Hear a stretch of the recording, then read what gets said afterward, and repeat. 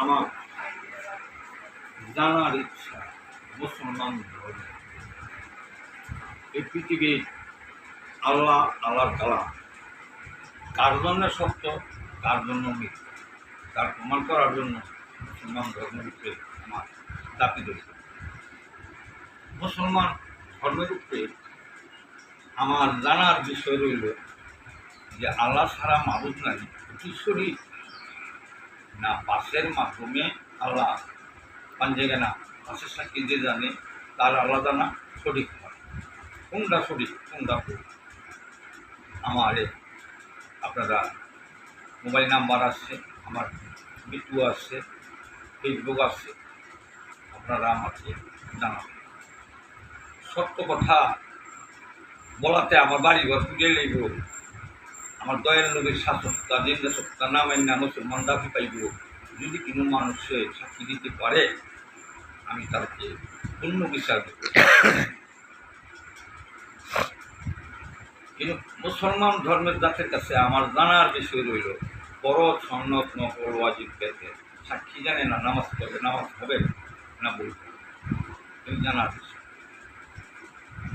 মুসলমান ধর্মের উপরে আমার জানার বিষয় 5 কালমায় রাসূল 1 কালমায় নবী না পাইয়া কি তার ধর্ম হবে না ভুল হবে, আমার জানার বিষয়। আমার জানার বিষয় আমাদের জোহরের নামাজের 4 ফরজ, কি না জানলে কি তার নামাজ হবে না হবে। মুসলমান জাতের মধ্যে আমার জানার বিষয় আমরা কালমা সাক্ষীটা কালমার বিয়া করাইছি, যদি কেউ সাক্ষী দিতে পারে আমি তার বিচার করি। মুসলমান জাতের মধ্যে যদি কেউ সাক্ষী দিতে পারে কোরআন, হাদিস, কালমা, কাবা, নামাজ, বিসমিল্লাহ, ঈমান আমি জানি মানি, তার কাছে আমি আত্মসাৎ করি। তোমরা ভালো থাকো, দোয়া করি।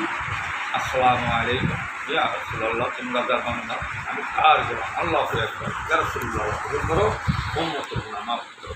সত্য মুসলমান হইয়া তোমরা মরো। কোরআন হাদিসে আল্লাহ বারে বারে বলছে মুসলমান না হইয়া কবর কেউ যাইও না। অন্য মুসলমান হইতে আল্লাহ কালাম, আল্লাহ রাসূল, নবী, আদম, মা হাওয়া, খোদা সাক্ষী লাগবে, বাজে কেউ মুসলমান হতে পারবে। জোর করে কেউ মারবা নিজে মার খেয়ে, তুমি জোর করে কেউ মারবা নিজে পরের হাতে মরবা, এটাই বিধান। একা আইসো একই যাইবা, দল বান্ধা যাইতে পারবা না। ভালো